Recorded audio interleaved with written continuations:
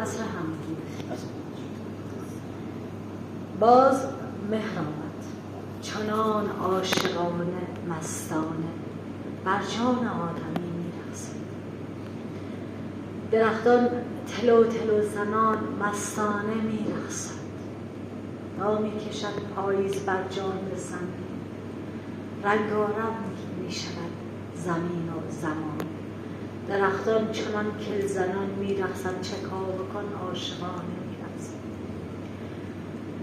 چنان برگ‌های زرد و قرمز و نارنجی نقاشی می‌کشد زمین را که قلبم زواره می‌کشد. نمی‌دانم عاشق پاییزم یا عاشق زمین یا زمان، خود نمی‌دانم. بنگر زمین چه عاشقانه می‌رقصد. قدم برمی‌داریم چنان مستانه بر زمین، خشخش برگ‌ها فریاد می‌زند جان آدمی را. ای آدمی پا ز روی تن من بردارید، مرا از روی زمین بردارید، بر کنجی بگذارید. این صدای خشخش صدای ساز نیست، صدای شکستن استخوان‌های من است.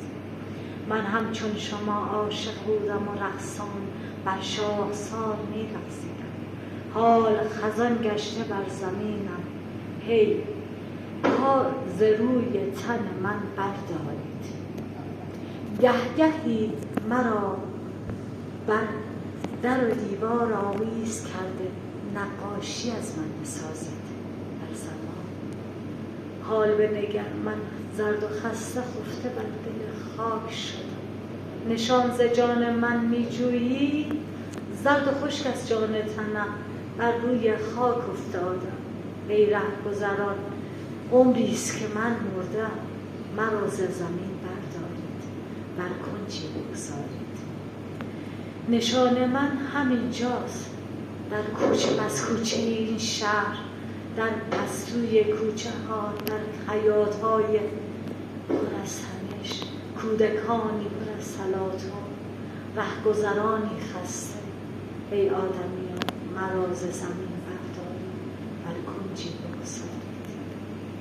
من هم روزی جوان دیگه بر شاخسار زمین، حال زرد و خسته بر دل خاک شده. ای آدمیان مرا ز زمین بردارید، مرا ز زمین